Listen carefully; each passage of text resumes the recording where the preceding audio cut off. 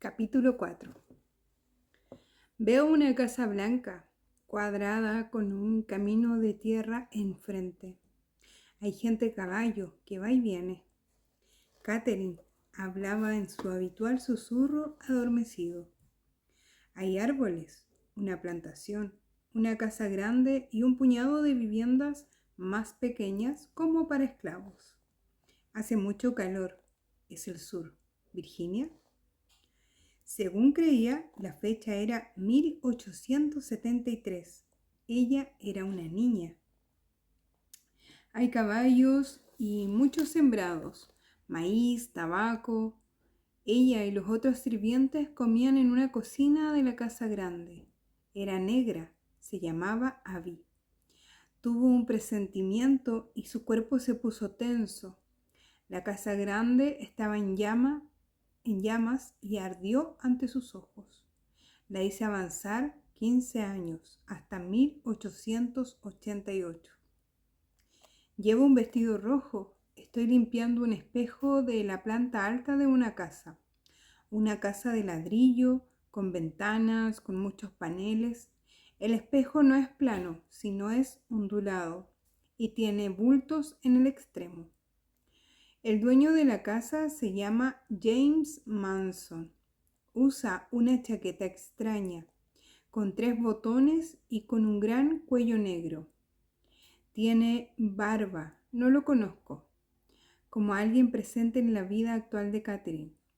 Me trata bien. Yo vivo en una casa de la propiedad.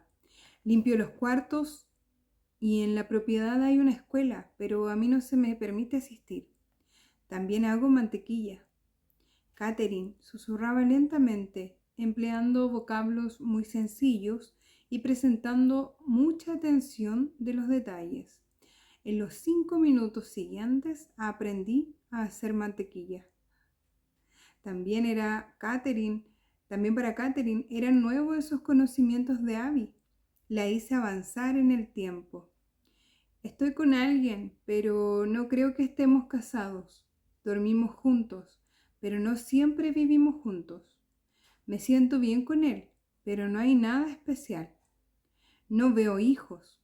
Hay manzanos y patos y otra gente en la distancia. Estoy recolectando manzanas. Algo me pica en los ojos. Catherine hizo una mueca con los ojos cerrados.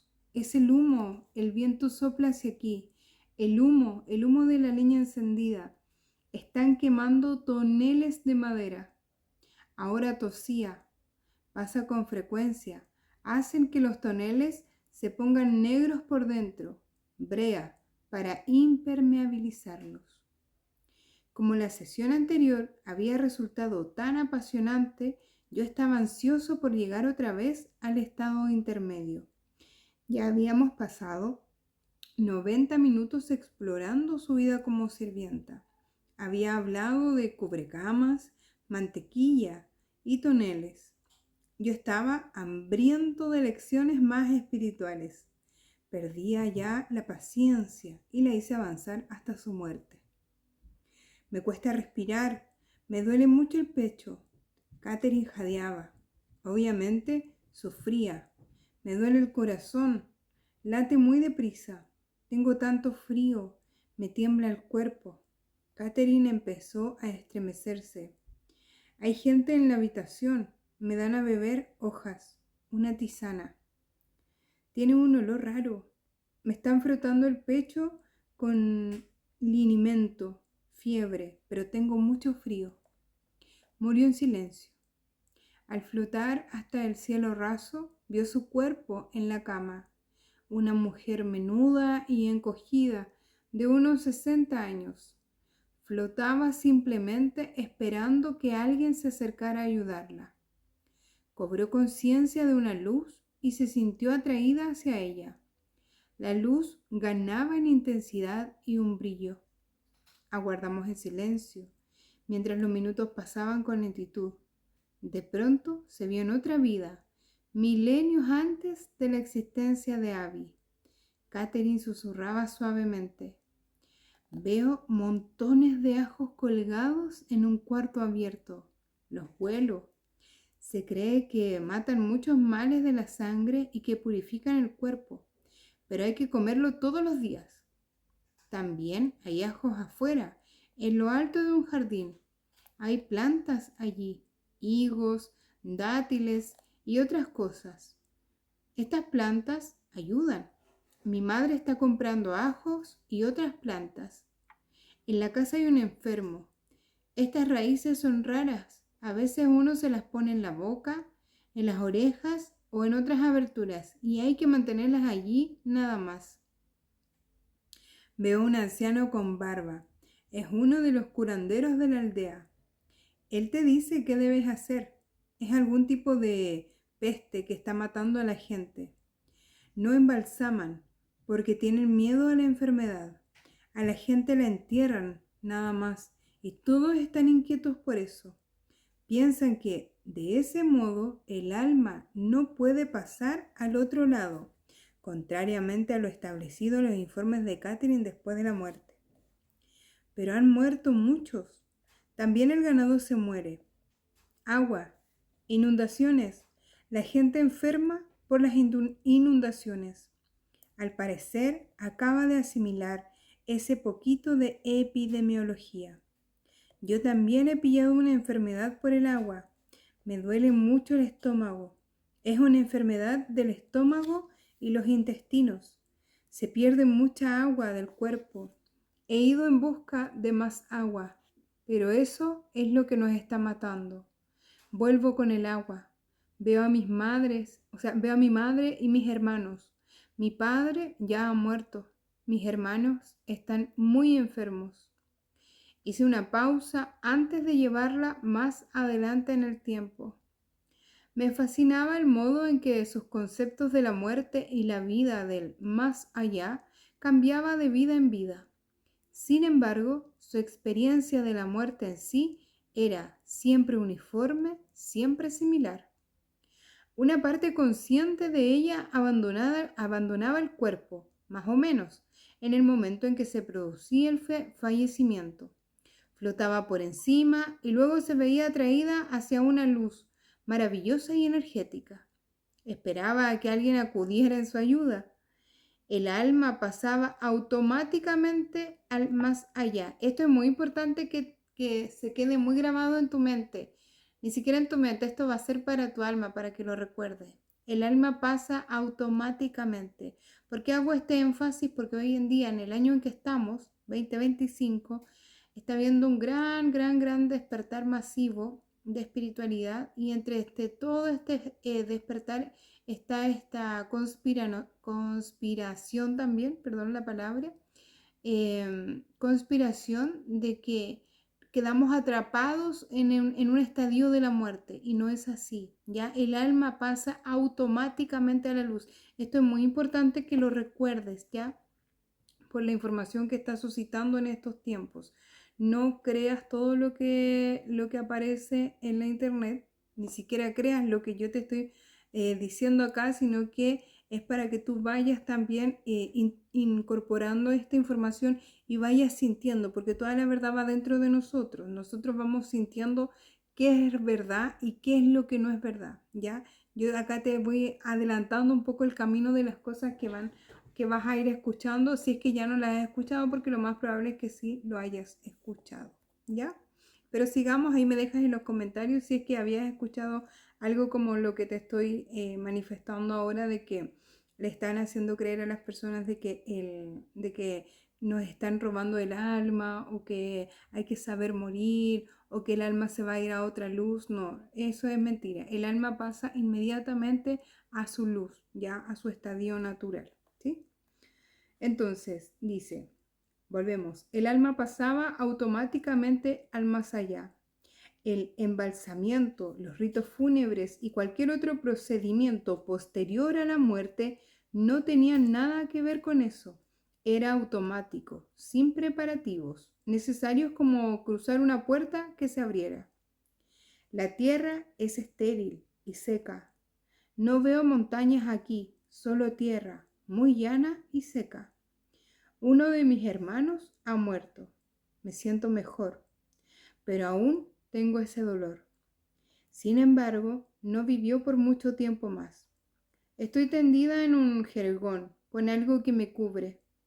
Estaba muy enferma. No hubo ajo ni hierba alguna que pudieran impedir su muerte. Pronto estaba flotando por encima de su cuerpo, atraída hacia la luz familiar. Esperó con paciencia a que alguien acudiera.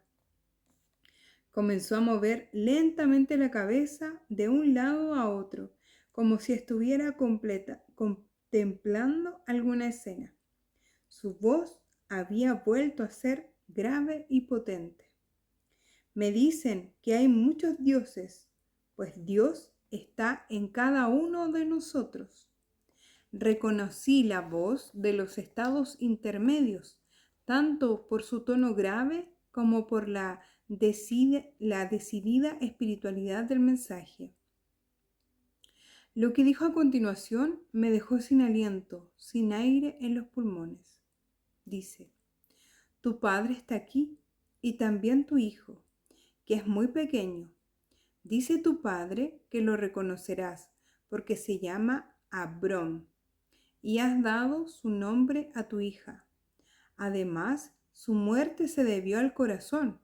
El corazón de tu hijo también era importante, pues estaba hacia atrás, como el de un pollo. Hizo un sacrificio por ti, por amor. Su alma está muy avanzada. Su muerte satisfizo las deudas de su padre, de sus padres. También quería demostrarte que la medicina solo podía llegar hasta cierto punto, que su alcance era muy limitado. Catherine dejó de hablar. Yo permanecí en sobrecogido silencio. En tanto mi mente estupefacta trataba de ordenar las cosas. En el cuarto reinaba un frío gélido. Catherine sabía muy poco de mi vida personal. En mi escritorio había una foto de mi hija que sonreía alegremente mostrando sus dos únicos dientes de leche. Junto a ella un retrato de mi hijo. Aparte de eso, Catherine lo ignoraba prácticamente todo con respecto a mi familia y mi historia personal. Yo estaba bien formado en las técnicas psicoterapéuticas profesionales. Se supone que el terapeuta debe ser una tabla rasa, en blanco, en la cual el paciente pueda proyectar sus propios sentimientos, sus ideas y sus actitudes. Entonces, el terapeuta podrá analizar ese material, ampliando el campo mental del paciente. Yo había mantenido esa distancia terapéutica con respecto a Catherine. Ella solo me conocía en mi condición de psiquiatra. Lo ignoraba todo de mi pasado y de mi vida privada. Ni siquiera mis diplomas estaban colgados en el consultorio. La mayor tragedia de mi vida había sido la inesperada muerte de nuestro primogénito, Adam, que falleció a principios de 1971 a los 23 días de edad. Unos 10 días después de que lo trajéramos a casa desde el hospital, comenzó a presentar problemas respiratorios y vómitos en bayoneta. El diagnóstico resultó sumamente difícil. Total anomalía del drenaje venoso pulmonar con defecto del septum atrial, se nos dijo. Se presenta 1 de cada 10 millones de nacimientos, aproximadamente. Las venas pulmonares que deben llevar la sangre oxigenada de regreso al corazón estaban incorrectamente dispuestas y entraban al corazón por el lado opuesto. Era como si el corazón estuviera vuelto hacia atrás. Algo muy, pero muy raro. Una desesperada intervención a corazón abierto no pudo salvar a Adam, quien murió varios días después. Lo lloramos por muchos meses. Nuestras esperanzas, sueños estaban destrozados. 1 año después nació Jordan, nuestro hijo, agradecido bálsamo para nuestras heridas. Por la época del fallecimiento de Adam, yo había estado vacilando con respecto a mi temprana elección de la carrera psiquiátrica. Disfrutaba mucho de mi internado de medicina interna y se me había ofrecido un puesto como médico. Tras la muerte de Adam, decidí con firmeza hacer la psiquiatría mi profesión. Me irritaba que la medicina moderna, con todos sus avances y su tecnología, no hubiera podido salvar a mi hijo, ese simple y pequeño bebé. En cuanto a mi padre, había gozado de excelente salud hasta sufrir un fuerte ataque cardíaco en 1979 a la edad de 61 años. Sobrevivió al ataque inicial, pero la pared cardíaca quedó irreparablemente dañada. Falleció 3 días después. Esto ocurrió unos 9 meses antes de que Catherine se presentara a la primera sesión. Mi padre había sido un hombre religioso, más ritualista que espiritual. Abram, su nombre hebreo, le sentaba mejor que Alvin, el inglés. 4 meses después de su muerte nació Amy, nuestra hija, a la que dimos su nombre. Y ahora en 1982, en mi tranquilo consultorio en penumbra, una ensordecedora cascada de verdades ocultas, secretas, caía en torrentes sobre mí. Nadaba en un lugar espiritual y me encantaba esa agua. Se me puso piel de gallina en los brazos. Catherine no podía conocer esa información en modo alguno. No, ni siquiera tenía manera de averiguarla. El nombre hebreo de mi padre, el hecho de que un hijo mío hubiera muerto en la primera infancia con un defecto cardíaco que solo se presenta una vez de cada 10 millones, mis dudas sobre la medicina, la muerte de mi padre y la elección del nombre de mi hija. Todo era demasiado, muy específico, excesivamente cierto. Catherine, esta mujer que solo era una técnico de laboratorio, poco cultivada, actuaba como un conducto de conocimientos trascendentales. Y si podía revelar esas verdades, ¿qué más había allí? Necesitaba saber más. ¿Quién? Balbucí. ¿Quién está ahí? ¿Quién te dice estas cosas? Los maestros, susurró ella. Me lo dicen los espíritus maestros. Me dicen que he vivido 86 veces en el estado físico.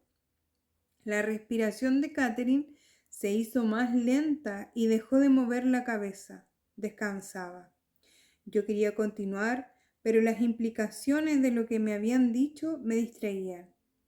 ¿Tendría en verdad 86 vidas anteriores? ¿Y qué podía decirse de los maestros? ¿Era posible? ¿Era posible que nuestras vidas fueran guiadas por espíritus carentes de cuerpo físico, pero dueños de gran conocimiento? Me costaba dudar, considerando lo que Catherine acababa de revelarme, pero aún luchaba por creer.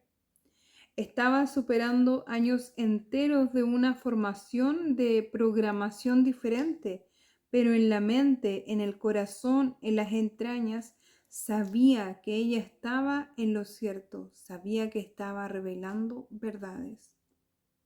¿Y lo de mi padre y mi hijo? En cierto sentido, aún estaban vivos. Nunca habían muerto del todo. Años después de sepultados, me hablaban y lo demostraban así, proporcionando informaciones muy específicas y secretas. Y puesto que todo eso era cierto, ¿era mi hijo un espíritu avanzado, como Catherine decía? ¿Había aceptado en verdad nacer para nosotros y morir 23 días después a fin de ayudarnos a saldar deudas kármicas y por añadidura darme lecciones de medicina y de humanidad, empujándome de nuevo hacia la psiquiatría? Esos pensamientos me alteraron mucho. Por debajo de ese estremecimiento sentía una gran oleada de amor, una fuerte sensación de ser uno con los cielos y la tierra. Había echado de menos a mi padre y a mi hijo. me hacía bien volver a tener noticia de ellos. Mi vida jamás volvería a ser la misma. Una mano se había extendido desde lo alto, alterando irreversiblemente el curso de mi vida. Todas mis lecturas, hechas con examen cuidadoso y distanciamiento escéptico, desembocaban en su lugar. Los recuerdos y los mensajes de Catherine eran verdad. Mis intuiciones sobre lo cierto de su experiencia habían sido correctas. Tenían los hechos, tenía la prueba. Sin embargo, aún en ese mismo instante de júbilo o comprensión, aún en ese momento de experiencia mística, la vieja y familiar parte lógica y recelosa de mi mente estableció una objeción. Tal vez se tratara solo de una percepción extrasensorial de alguna capacidad psíquica. Era toda una capacidad, sin duda, pero eso no demostraba que existieran las reencarnaciones ni los espíritus maestros. Sin embargo, en esa ocasión estaba bien informado. Los millares de casos registrados en la bibliografía científica, sobre todo los de los niños que hablaban idiomas extranjeros sin haberlos oído nunca, que tenían marcas de nacimiento allí donde habían recibido antes heridas mortales. Esos mismos niños que sabían dónde había objetos preciosos, ocultos o enterrados, a miles de kilómetros, décadas o siglos antes. Todo era un eco del mensaje de Catherine. Yo conocía el carácter y la mente de la muchacha, sabía cómo era y cómo no, y mi mente ya no podía engañarme. La prueba era demasiado evidente, demasiado abrumadora. Esto era real y ella lo verificaría cada vez más en el curso de nuestras sesiones. En las semanas siguientes, a veces yo olvidaba la intensidad, la fuerza directa de esa sesión. A veces caía de nuevo en la rutina cotidiana, preocupado por las cosas de siempre. Entonces las dudas resurgían. Era como si mi mente, al no concentrarse, tendiera a volver hacia los patrones y creencias de antes, hacia el escepticismo. Pero entonces me obligaba a recordar. Eso había ocurrido realmente.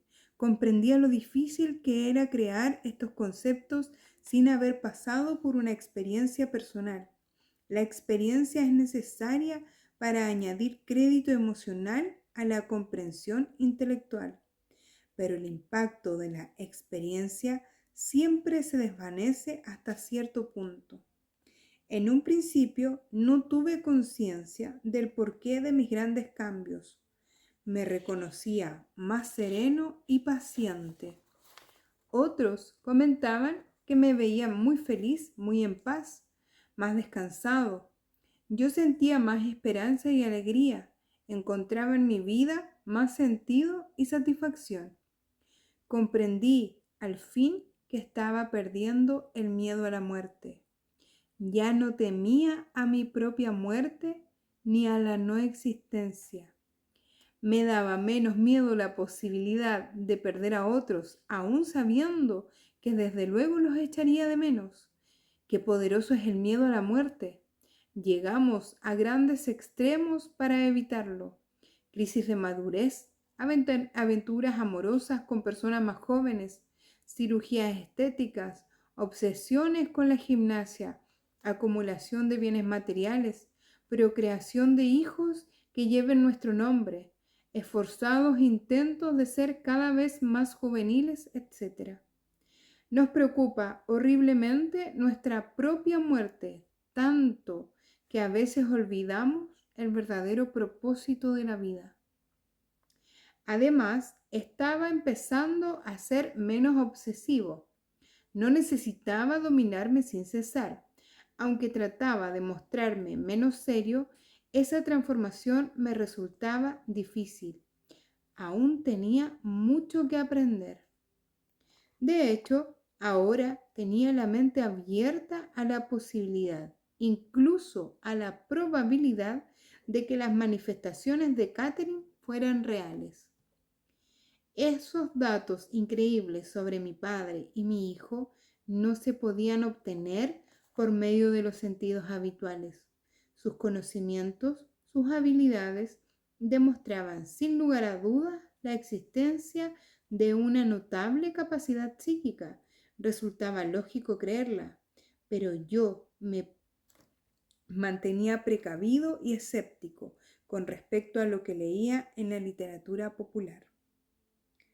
¿Quiénes son estas personas que hablan sobre fenómenos psíquicos, sobre la vida después de la muerte y otros asombrosos hechos paranormales? ¿Están preparados en el método científico de la observación y la comprobación? Pese a mi abrumadora y maravillosa experiencia con Catherine, sabía que mi mente, naturalmente crítica, continuaría analizando cada nuevo hecho, cada fragmento de información. Lo revisaría para ver si concordaba con la estructura y el sistema de trabajo que iba surgiendo de cada sesión. Lo exterminaría desde todos los ángulos con el microscopio de lo científico. Sin embargo, ya no podía negar que el marco de trabajo ya estaba allí. Poderoso este cuarto capítulo, muy profundo, muy intenso, y lo que más me llama la atención o quiero hacer como un análisis de esta parte es el hecho de cuánto es la mente lógica lo que no te deja o lo que cuestiona lo que se siente con el corazón, porque el médico dice, él trató de cuestionarlo, trató de no creerlo, o sea, dio toda su parte lógica, pero aún así entendió que hay algo que se siente, que se percibe, que va más allá de la lógica, que va más allá del entendimiento humano. Es tan fuerte la mente humana, es tan fuerte el ego humano, ¿sí? Y es tan fuerte el mundo espiritual también, que Papá Dios, como yo digo, en su infinita misericordia, en su infinita sabiduría, escoge personas, ¿cierto?, a las que le va a mostrar este mundo espiritual como un médico para que así pueda hacer el llamado de atención hacia los demás. O sea, tiene que ser una persona tan escéptica la que pueda haber vivido esta situación como la que vivió este médico en compañía de su paciente, para que así nosotros, los que estamos alrededor hoy en día leyendo este libro, leyendo la experiencia de este médico, también nos haga sentido nuestro origen, cómo realmente funciona este sistema de reencarnación. ¿Es real? ¿No es real? ¿Sí? Obviamente no todos tienen la suerte, bueno, no sé si suerte, pero la posibilidad de vivir una experiencia tan bonita como la que vivió este médico que escribió esta historia, de haber coincidido con una persona que tiene la capacidad de hacer esta conexión para las otras vidas, esta conexión con los maestros de la sabiduría, quienes son los que nos entregan realmente la información. Yo lo hablo acá como canalizadora de energía, ¿sí me explico? Pero yo entiendo que el mundo de afuera, la gente que es más apegada a la realidad científica, a la realidad mental, no es tan abierto para entender esta situación como lo que tuvo que vivir Catherine, entrar a este mundo espiritual y recibir esta información, hacerlo a través de una terapia con un hombre que era realmente incrédulo frente a todas estas situaciones. O sea, tuvo que conectarse todo el universo literalmente en conectar a estas dos personas para que a través de este libro nos puedan mostrar cómo funciona el proceso de reencarnación. Me gustan mucho los libros que son así, que son experiencias que son vividas, ¿sí? Porque no es lo mismo que yo te cuente una experiencia acá en redes sociales, por ejemplo. Yo puedo contar una experiencia, pero no tengo quien la compruebe, ¿sí me explico? Y acá son dos personas que están conectadas a vivir e ir comprobando estas experiencias. Yo le dejo hasta acá, no voy a spoilear como digo siempre, pero sí te invito a que vayamos abriendo la mente a esta información que vayamos recibiendo, Sé que si tú estás conectando con este taller de lectura, sé que si estás llegando a esto, sé que si esta información te está llegando, algo dentro de ti te dice, esto es real, así como le pasó a este médico, porque lo que es del espíritu, no se miente, la energía no miente, la energía se siente, la energía se reconoce. Entonces, si tú estás recibiendo esta información, es porque estás reconociendo tu ser, reconociendo tu alma. Ya irás paso a paso entendiendo para qué o por qué estás haciendo este reconocimiento en este momento y a través de este taller de lectura, a través de este libro, sea como sea que hayas llegado, ¿sí? Yo te invito a continuar, te invito a que me dejes comentarios, por favor, porque así me ayudas también a movilizar esta lectura tan potente, tan poderosa, tan maravillosa, que nos aclara tanto qué es este sentido de la muerte, ¿sí? Y como dice este médico, le perdí el miedo a la muerte, ¿sí? Y es tan importante entender, perder ese miedo a la muerte, es tan importante entender que todos vamos a vivir ese proceso de transformación, ¿cierto? Ese trascender de este plano a otro plano, todos vamos a vivirlo. Entonces, el perder ese miedo a la muerte es muy importante porque el aceptar esta parte y bajar este miedo es lo que te abre a ver más allá de solamente estos ojos humanos y te quita un gran velo que se llama el miedo a la muerte. Lo dejo hasta acá, me haces tu comentario, me cuentas por favor cómo vas sintiendo esta lectura, si es que vas reconociendo algo, si es que algo te resuena, si es que algo te llama y si no también, si acá es para todos los gustos y es para todas las opiniones totalmente abiertas.